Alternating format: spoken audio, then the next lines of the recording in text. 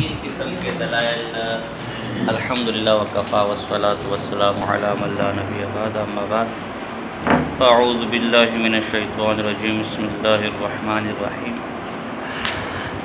تین قسم کے دلائل ہم نے ذکر کیے تھے جز لا تجزا پر۔ پہلی دلیل کی کمزوری کا ذکر شارح قائد کر چکے ہیں۔ دوسری دلیل ہماری یہ تھی کہ اگر ہم جز یا تجزا کو تسلیم نہ کریں اور جسم کو الی ما لا نہایہ اجزاء میں تقسیم مانیں تو پھر خرابی یہ لازم آئے گی کہ خردل اور جبل دونوں مقدار میں کیا ہوں گے؟ برابر ہوں۔ اس دلیل کی کمزوری کو سمجھنے سے پہلے ایک مقدمہ جانے ذرا۔ دیکھو، اجزاء کی تقسیم، جسم کی تقسیم کے بارے میں چار قسم کے نظریات ہیں۔ ایک متکلمین کا ہے، ان کے نزدیک جسم بالفعل تقسیم قبول کرتا ہے ایک متناہی جز تک، یعنی جز لا تجزا تک۔ یہ جسم تقسیم ہوتا چلا جائے گا، بالفعل تقسیم ہوتا چلا جائے گا، حتیٰ کہ ایسے جز پر جا کے رک جائے گا کہ جو مزید تقسیم قبول نہیں کرے گا۔ یہی جز لا تجزا ہے متکلمین۔ تو گویا جسم بالفعل متناہی اجزاء تک تقسیم قبول کرتا ہے، یہ متکلمین کا مذہب ہے۔ دوسرا مذہب نظام معتزلی کا ہے، وہ کہتے ہیں کہ جسم بالفعل غیر متناہی اجزاء تک تقسیم قبول کرتا ہے، بالفعل غیر متناہی۔ تیسرا شیخ عبدالکریم شارستانی رحمہ اللہ کا ہے کہ جسم بالقوہ، بالفعل نہیں، بالقوہ متناہی اجزاء تک تقسیم قبول کرتا ہے۔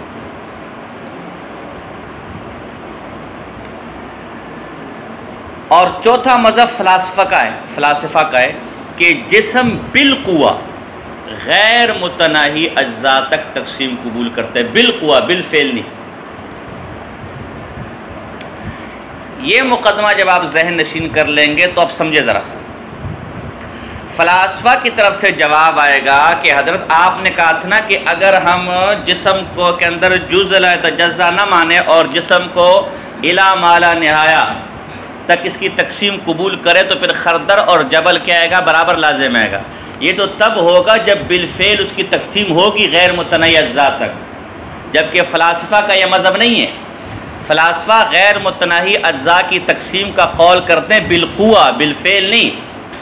اس لیے کہ بالفعل تو ان کے ہاں جسم واحد متصل ہے نا یار، جیسے ہمیں ظاہر طور پر نظر آ رہا ہے، ان کے نزدیک بالفعل اجزاء تو ہے ہی نہیں، وہ تو جسم کو واحد متصل مانتے، اس میں تو کوئی جزئی وہ نہیں مانتے۔ تو آپ کی یہ دلیل فلاسفہ پر اس وقت تام ہوگی جب وہ بالفعل غیر متناہی اجزاء تک اس جسم کی تقسیم قبول کرے، وہ بالفعل کے قائل ہے، وہ بالقوہ کے قائل ہے۔ مطلب یہ کہ جسم کو اگر ہم تقسیم کرنا چاہیں تو یہ صلاحیت رکھتا ہے کہ غیر متناہی اجزاء تک تقسیم ہو سکے، باقی ہوتا نہیں ہے، ہوتا تو کم متصل ہے۔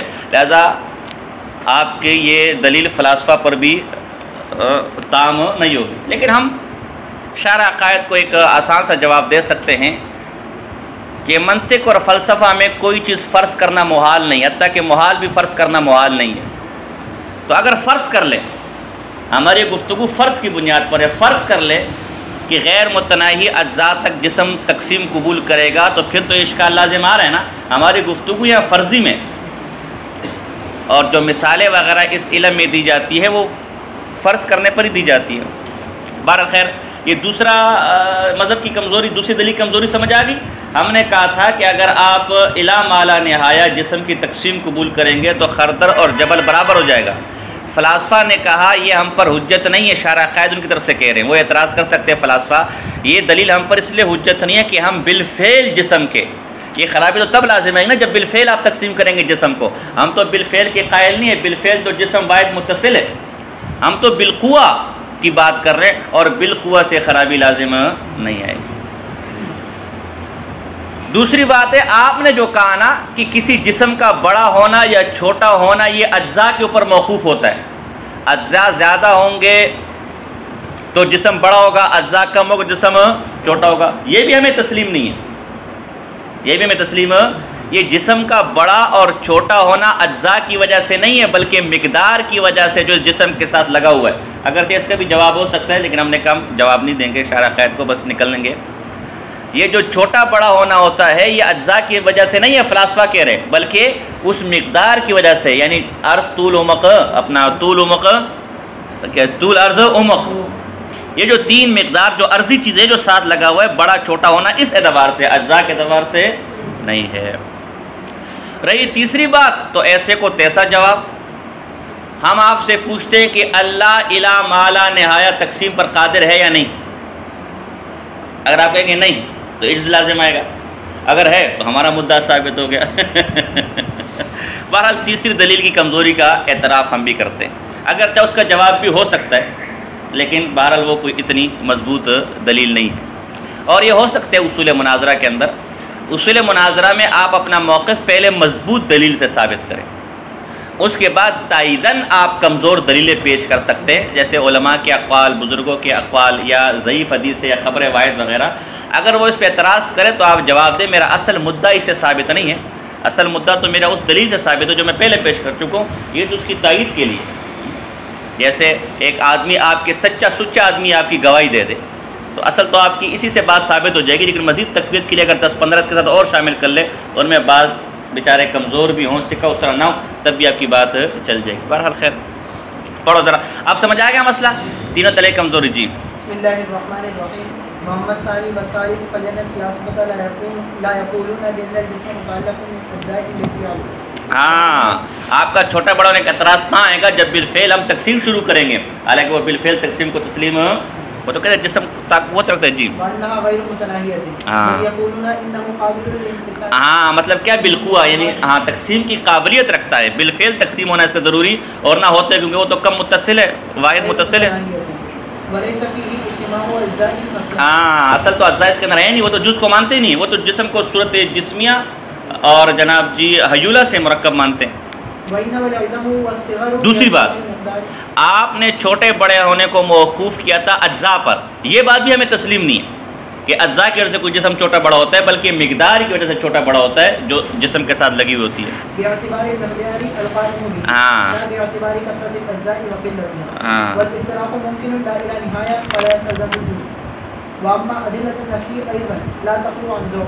اچھا، یہ تو جزء تجزیہ کے اثبات کی دلیلیں تھی نا، جس پر شارح نے کہا کہ کمزور دلیل ہے.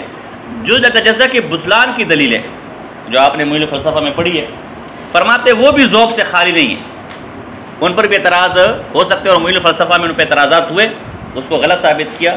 کہ اسی لیے امام رازی اس طرف گئے کہ انہوں نے اس مسئلے میں توقف کو اختیار کیا، نہ جزء تجزیہ کے اثبات کے اقرار کیا نہ انکار کا کیا. یہ الگ بات ہے، یہ غلط فہمی مبتلا نہ ہو جانا کہ شاید وہ بھی فلاسفہ کی طرف عالم کو قدیم مانا، نہیں، وہ عالم کو ممکن مانتا ہے لیکن جزء تجزیہ کے مسئلے میں وہ کیا اختیار کرتا ہے؟ توقف اختیار کرتا ہے. جی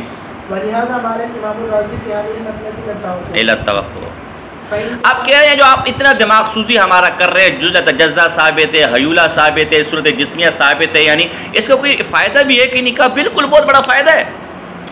اگر حیولہ اور صورت جسمیہ ثابت ہو گیا اور جزء باطل ہو گیا اور جزء تجزیہ ثابت ہو گیا تو فلاسفہ کی بہت سی بدماشیوں سے ہماری جان چھوٹ جائے گی، بہت سے غلط عقائد سے ہماری جان چھوٹ جائے گی. وہ آسمانوں کی قدیم ہونے کا اس لیے اقرار کرتے کہ جزء تجزیہ سے مرکب نہیں مانتے، حیولہ اور صورت جسمیہ سے مرکب مانتے، تو ایک تو وہ ان کی قدیم ہونے کا فلسفہ وہ ختم ہو جائے گا جو کہ کفر ہے. جب عالم قدیم ہو گیا ان کے نزدیک یعنی آسمان، تو حشر بھی نہیں ہوگا، قیامت بھی نہیں ہوگی، اس سے بھی جان چھوٹ جائے گی.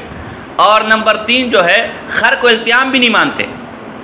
اگر جزء تجزیہ ثابت ہو جائے گا تو خرق و التیام بھی کیا ہو جائے گا؟ ثابت ہو جائے گا. یہ ساری باتیں آپ معین الفلسفہ میں پڑھ چکے ہیں، ان ساری اصطلاحات کو ایک دفعہ وہاں دوبارہ دوہرا لینا. جی ہاں بالکل ہے. جوہر فرد سے مراد یہاں جزء تجزیہ ہے.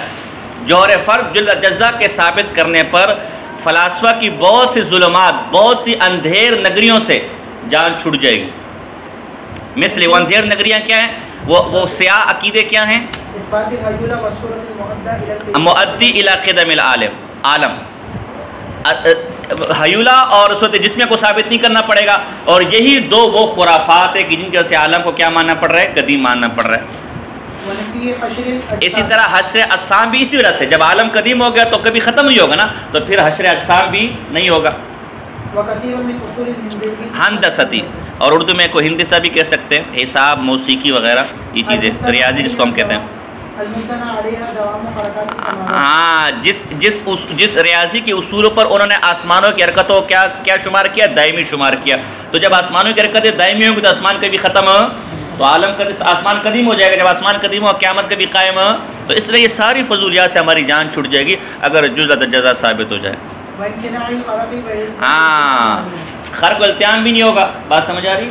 اسی واسطے انہوں نے چاند کے موضع ہونے کا، معراج کا انکار کیا کہ اس کے لیے آسمان کو اور چاند کا خرق ماننا پڑے گا، اور اس طرح قیامت کا انکار تک کرتے کہ زمین و آسمان کا خرق اور التیام ماننا پڑے گا، تو اس سے بھی کیا ہو جائے گی؟ فرشتوں کا انکار کرتے ہیں کہ فرشتوں کا آسمانوں سے آنا پڑے گا تو آسمان کا خرق کرنا پڑے گا۔ یہ ساری باتوں کا جواب آپ معین الفلسفہ میں علی وجہ اتم پڑھ چکے ہیں۔ جی، والعرض ما لا يقوم بذاته بل بغيره، دو چیزیں تھیں نا آئین کی، اپنا کیا تھا؟ عالم، آیان اور آراز۔ تو آیان کی بحث گزر گئی، اب آراز ہے، آراز جو قائم بذات نہ ہو، متکلمین کیا اور فلاسفہ کیا آراز اسے کہتے ہیں کہ ایک چیز کا دوسری چیز کا ایسا اختصاص ہو کہ ایک کو منعوت دوسرے کو نعت، ایک کو موصوف دوسرے کو، پھر عام ہے وہ موصوف چاہے محل کا محتاج ہو جیسے عام آراز، یا مال کا محتاج جیسے اللہ کی صفات ہے۔ کسے کہتے ہیں؟ ہاں، وہ دوسرے کے تحیز کا تابع ہو۔ اب یہ فلاسفہ کیا ہے؟ جی، اختصاص نعتی، ہاں، یا یہ کہ صفت کا موصوف کے ساتھ ایسا اختصاص ہو کہ ایک کو موصوف دوسرے کو صفت کی، یہ فلاسفہ کیا جیسے کہ گزر چکا۔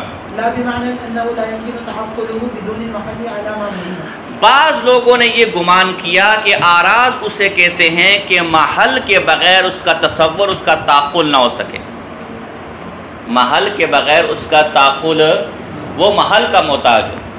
یہ تعریف درست نہیں ہے، اس لیے کہ آراز کی دو قسمیں، ایک غیر نسبی اور ایک نسبیہ۔ اس صورت میں اگر وہ محل کا محتاج ہو آراز نسبیہ تو داخل ہو جائیں گی، اس میں آراز غیر نسبیہ داخل، سمجھاتا ہوں، پہن دو، دیکھو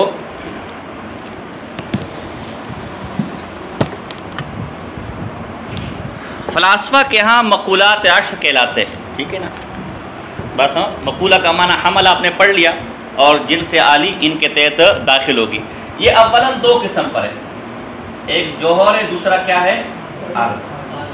کل یہ 10 ہے، اسے مقولات عشر کے، ایک معقولات ہے وہ الگ ہے، وہ فلاسفہ کی زبان ہے، یہ مقولات ہے،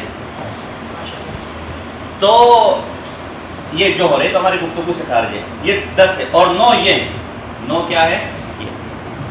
یہ عرض جو ہے یہ بذات تقسیم قبول کرے گا یا قبول نہیں کرے گا؟ اگر بذات تقسیم قبول کرے تو یہ کم ہے، اگر قبول نہ کرے وہ آگے آتا ہے۔ اگر یہ بذات تقسیم قبول کرے تو کیا ہے؟ کم۔ پھر اس کم کی دو قسمیں، ایک متصل اور ایک منفصل۔ متصل کے دونوں میں کوئی حد مشترک ہو اور منفصل کے دونوں میں کوئی حد مشترک نہ ہو، جیسے اعداد سارے، اور کم متصل کے اس میں حد مشترک ہو۔ پھر یہ 3 قسم پر ہے، خط جو طول میں تقسیم قبول کرے، سطح جو طول عرض میں، اور جس میں تعلیمی جو طول عرض اور عمق میں۔ اچھا، اگر یہ عرض تقسیم کو قبول نہ کرے تو 2 حال سے خالی نہیں، یا تو اس کا تعقل غیر پر موقوف ہوگا یا غیر پر موقوف، اگر غیر پر موقوف نہیں ہے تو یہ کیف ہے، اور اگر غیر پر موقوف ہے تو یہ عین، متاع، فعل، انفعال، اضافہ اور ملک، یہ نسبیہ کہلاتے ہیں، اور یہ دونوں کم اور کیف یہ غیر نسبیہ کہلاتے ہیں۔ نسبیہ نسبت کے معنی میں، نسبت 2 چیزوں کے درمیان ہوتی ہے، تو دیکھو عین کے اندر بھی نسبت ہے نا، کیونکہ عین ظرف بن رہا ہے، ظرف مکان بن رہا ہے، تو ایک اس کا مکان ہے اور ایک اس میں مکین ہے۔ متاع ظرف زمان ہے، ایک وقت اور ایک جو اس وقت میں ہے۔ اضافت کو دیکھ لے، اضافت میں جانبین ہے، جیسے ابوت اور بنوت، بیٹا اور باپ، تو چونکہ اس میں نسبتیں ہوتی ہیں لہذا اسے نسبیہ کہتے ہیں۔ اور ان دونوں میں یہ محل کا محتاج ہوتا ہے جس کو ہم نسبت سے تعبیر کرتے ہیں. اور کم اور کیف، پھر اس کیف کی 4 قسمیں. کیف کی کتنی قسمیں ہیں؟ کیف محسوسہ جناب، کیف اپنا استعدادیہ، نمبر 3 کیف جو کمیات کے ساتھ ہے، اور نمبر 4 کیف نفسانیہ. ان کی اپنی جگہ تعریف ہے، ہم اس طرف نہیں جاتے. تو یہ کیف کی 4 قسمیں، بات سمجھیں. تو یہ فلاسفہ کے مقولات عشر ہے. اس میں یہ 2 آراز نسبیہ غیر نسبیہ کہلاتے اور باقی آراز نسبیہ کہلاتے ہیں. باقی آراز ہے. تو اگر آپ یہ کہیں گے کہ عرض وہ ہے جو محل کا محتاج ہو، محل کے بغیر اس کا وجود، تو پھر کم اور کیف نکل جائیں گے عرض کی تعریف سارے کہ یہ بھی کیا ہے؟ آراز ہے. بات سمجھ آ رہی ہے؟ باقی متکلمین اس کو نہیں مانتے، وہ کہتے ہیں ساری موہومی چیزیں. بس متکلمین اس میں صرف 2 چیزوں کو مانتے، اپنا اب وہ کیف اور عین. کیف اور عین پھر 4 ہوگا، آگے آ جائے گا. جمع، افتراق اور حرکت اور سکون. بس ان 2 کو مان. اچھا، یہ جو مقولات عشرہ ہے اپنا کیا کہتے ہیں منطقیوں، کیا یہ بھی جو حسر ہے، حسر عقلی ہے وہ یا ظنی ہے. تبھی بعض لوگوں نے مقولات عشر 4 بنائی ہیں. کتنی بنائی ہیں؟ 4. اور بعض نے 5 بنائی، اس میں حرکت بھی شامل کی ہے. لیکن بہرحال ہم اس تفصیلات میں نہیں جاتے. ہمارا مقصد نسبیہ اور غیر نسبیہ کو بیان کرنا ہے. تو کیف اور کم کے علاوہ نسبیہ ہے، اور یہ 2 کیا ہے؟ نسبیہ نسبت سے. ٹھیک ہے نا؟ اس میں بھی نسبت چاہیے ہوتی نا. فعل کے لیے کوئی فاعل چاہیے ہوگا، انفعال کے لیے بھی کوئی اثر پذیری چاہیے ہوگی. ٹھیک ہے نا؟ مل کے لیے بھی کوئی چاہیے ہوگا اس کا احاطہ کر سکے. تو اگر آپ یہ تعریف کر لیں کہ عرض اسے کہتے ہیں جو محل کا بہر ست محتاج ہو، تو پھر یہ آراز نسبیہ کیا ہو جائیں گے؟ عرض کی تعریف سے نکل جائیں گے. لیکن یہ بھی کیا ہے؟ شامل ہے. اور یار کچھ بات سمجھ آ رہی کہ نہیں آ رہی؟ ہاں ٹھیک ہے. اس میں سے کچھ پوچھنا ہے باقی بات. اچھا، کم کی بھی، کم متصل کی بھی پہلے 2 قسمیں. کم متصل کی پہلے، ہاں یہ کیا وجہ؟ دیکھو پڑھا لکھا آدمی ہے.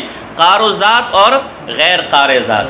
تو یہ قار ذات کی مثال ہے، یعنی جس کے اجزائے مفروضہ موجود ہو سکیں، اور غیر قار ذات جیسے زمانہ. لیکن یہ ایک تعریف ہے. زمانے کی اس تعریف سے ہمارا متفق ہونا ضرور نہیں ہے.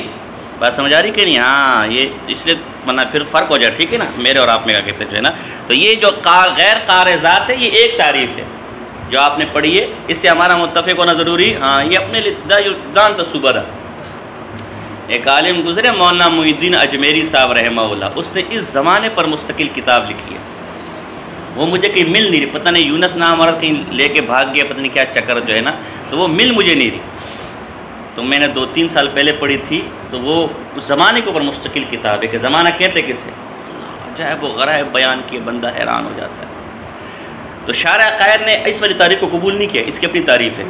بات سمجھ آ رہی جی؟ اور وہ متکلمین کیا، ممکن ہے کہ حکماء کے یہاں کوئی اور تعریف ہو. جی، آپ نے جو زمانے کی تعریف کی، یہ عام تعریف ہے کہ غیر قار ذات ہے، یعنی اس کے اجزاء مفروضہ مجتمع فی الوجود نہیں ہوتے، کیونکہ حال گزر چکا ہے جو اس کے اجزاء ہیں. مستقبل ابھی آیا، جو ماضی ہے وہ گزر چکا ہے. مستقبل ابھی آیا نہیں ہے، اور جو حال ہے وہ امر موہوم ہے. لہٰذا اس کے جو مفروضہ اجزاء ہے وہ ایک جگہ جمع نہیں ہے. جی، اور یار کچھ سمجھ آ رہی کہ نہیں آ رہی؟ آپ اس کی ٹینشن نہ لے. تو ایسے سمجھانے کے لیے بس قصہ مختصر کہ عرض محل کا محتاج ہے، یہ تعریف درست، کیونکہ اس وقت میں آراز غیر نسبیہ تعریف سے خارج ہو جائیں گے. اتنا تو سمجھ سکتے ہو نا یار؟ بس اتنی سی بات کرنی ہے. اس میں کون سی لمبی چوڑی بات ہے؟ جی ہاں، یہ بعض آراز میں تعریف بعض آراز پر صادق ہے گی، یعنی آراز نسبیہ پر صادق آئے گی، آراز غیر نسبیہ پر صادق علیہ وہ بھی آراز ہے.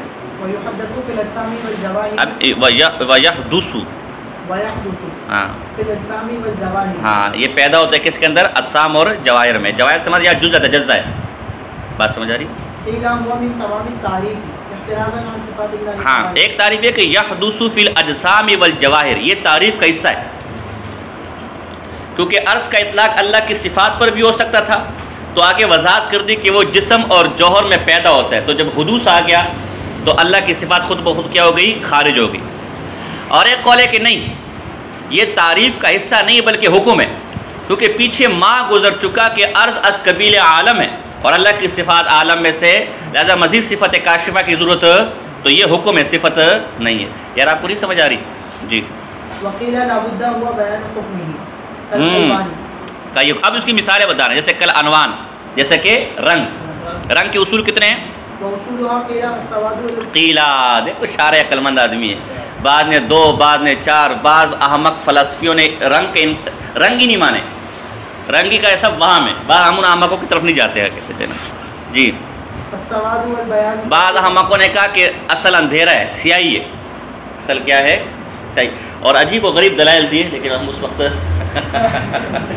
ہنسی آتی ہے بعض اوقات احمق کہیں کہ جو ہے نا جی۔ وَأَصُولَ قِيلَ السَّوَادُ وَالْبَيَاضُ، ایک قول ہے کہ 2 اصول ہے، یعنی رنگ کے، اپنا کالا اور سفید، تو کالا اور سفید ملائیں گے اس میں ایک اور رنگ بن جائے گا، پھر ایک جو نیا رنگ بنا ہے اس میں پھر کالا اور سفید ملائیں گے تو ایک، پھر اس میں ایک اور، تو یہ اصل 2 ہے اس کے، بات سمجھ آ رہی؟ ایک فن ہے یہ، آپ رنگ ساز کے پاس جائیں گے جو دوپٹے رنگتے ہیں، وہ آپ دیکھ کر حیران ہو جائیں گے، مخصوص رنگ ہوتے ہیں لیکن ایک سے ایک رنگ وہ کیا کر سکتا ہے؟ بنا سکتا ہے، لیکن یہ قول درست نہیں ہے۔ بعد ہاں الحمرۃ سرخی ہے، صفرہ پیلی ہے، اور خضرہ اور ہری ہے، اور 2 ساتھ یہ تو 5 ہوگی، لیکن صحیح یہ ہے کہ رنگ کے اصول 7 ہے، جسے قوس قزح کہتے ہیں، آپ نے دیکھا ہوگا نا قوس قزح جو ابشار وغیرہ کے اوپر اس کو، ہاں اصل یہ ہے جی۔ ہاں باقی انہی 5 سے مل کر باقی رنگ کیا کریں گے؟ بنیں گے، تو ایسا ہی ہوتا ہے، آپ دوپٹہ رنگ ساز کے پاس کسی قسم کا بھی رنگ لے جائیں، اس کے پاس مخصوص رنگ ہوتے ہیں، 5-6 ڈبے ہوتے ہیں، لیکن اس کو مکس کر کے ایک نیا رنگ وہ تیار کر لیتا ہے جی۔ والاکوان، کون کسے کہتے ہیں؟ ہاں یہی کون، یہ عرض ہے فلسفہ کیا، اجتماع، افتراق، حرکت اور سکون۔ اجتماع کسے کہتے ہیں؟ کون جسمین، 2 جسم، حیث یتخلل بینہما جسم آخر، اگر 2 جسموں کے درمیان ایک اور جسم آ سکے تو یہ افتراق ہے، اور اگر 2 جسموں کے درمیان کوئی اور جسم نہ آ سکے تو کیا ہے؟ اجتماع ہے۔ ایک سمجھانے کے لیے، ایک مثال سے بنے گی نہیں، دیکھو یہ میری 2 انگلی ایک دوسرے میں گھس گئی نا، اب اس میں کوئی تیسری چیز آ سکتی ہے تو یہ اجتماع ہے، اور اگر یہ ایک تو یہ کیا ہو جائے گا؟ افتراق ہو جائے گا، بات سمجھ آ رہی ہے؟ ایک تعریف یوں بھی کر سکتے کہ 2 جسموں کے درمیان اگر کوئی جسم داخل ہو تو یہ افتراق ہے، اگر خارج ہو تو، اگر داخل نہ ہو تو یہ کیا ہے؟ اجتماع ہے۔ گویا دخول اور خروج، افتراق میں دخول بنے گا اور اجتماع میں خروج بنے گا، بات سمجھ آ رہی ہے؟ اب ہمارے غیر مقلدین احمق الناس حضرات جو ہے وہ مشبہہ اور مجسمہ، ان کا جو شیخ الاسلام ہروی ہے اس سے دلیل پکڑتے کہ اللہ عرش پر ہے۔ اللہ کیا ہے؟ کیونکہ عالم میں داخل تو ہو نہیں سکتا، ورنہ مل جملہ عالم ہو جائے گا نا یار، لہذا عالم سے خارج ہے، جب عالم سے خارج تو کسی طرف میں ہوگا، اور طرف میں سب سے اچھی طرف اونچی طرف ہے، اوپر والی طرف، لہذا اللہ کیا ہے؟ عرش پر ہے۔ یہ اللہ کے بارے میں یہ بات کرنا ہی بدعت ہے، کیوں کہ اللہ کی صفت خروج ذکر کر دی، اللہ عالم سے خارج ہے، اور خارج اور دخول یہ کون ہے؟ اور کون؟ از حدوث ہے، از قبیل حادث ہے، لہذا اللہ کے بارے میں دخول اور خروج کا سوال ہی جہالت ہے، بات سمجھ آ رہی ہے؟ کیونکہ دخول اللہ تو حوادث کا محل نہیں ہو سکتا نا، اللہ کی صفات تو حادث نہیں ہو سکتی، یہ دخول اور خروج یہ افتراق اور اجتماع ہے، اور افتراق اور اجتماع یہ کون ہے؟ اور کون؟ عرض ہے، اور عرض عالم ہے، اور عالم حادث ہے، ارے سوال ہی کیا ہے؟ احمقانہ ہے، بات سمجھا رہی کہ نہیں آ رہی؟ آپ صحیح سوال کریں گے، بات سمجھا جی، کہ اللہ عالم میں داخل تو نہیں ہے، کیا ہے؟ خارج ہے، پھر کیا کہیں گے؟ آپ کہیں گے نا اللہ نہ عالم میں داخل ہے نا، کہتے یہ تو ارتفاع نقیضین آ گیا، جاہل کا بچہ ارتفاع نقیضین آ گیا، جاہل انسان جی، ارتفاع نقیضین تو لا کے ساتھ آئے گا نا، داخل لا داخل، انسان لا انسان، انسان داخل ہوا انسان یہ کیسے ارتفاع نقیضین ہے میرے بھائی؟ اس لیے کہ نقیض اس چیز کا رفع ہے نا۔ چلو یار ابھی کئی اور بات چلا جائے گی، چلو زور آتا جاننا منطقیاں جڑ کر دی جاہلان میں، الاجتماع والافتراق والحرکت والسکون جی، والطعوم، اس طرح آراز میں سے کیا ہے؟ طعوم ذائقے وغیرہ. ذائقے کی انواع کتنی ہیں؟ 9. مرارہ تلخی ہے، کوئی تلخ کوئی چیز ہو، کڑوی جس کو ہم شاید اپنی زبان میں کہتے ہیں. والحراقہ تیز مرچوں والی پھیکا. والملوحہ نمکین.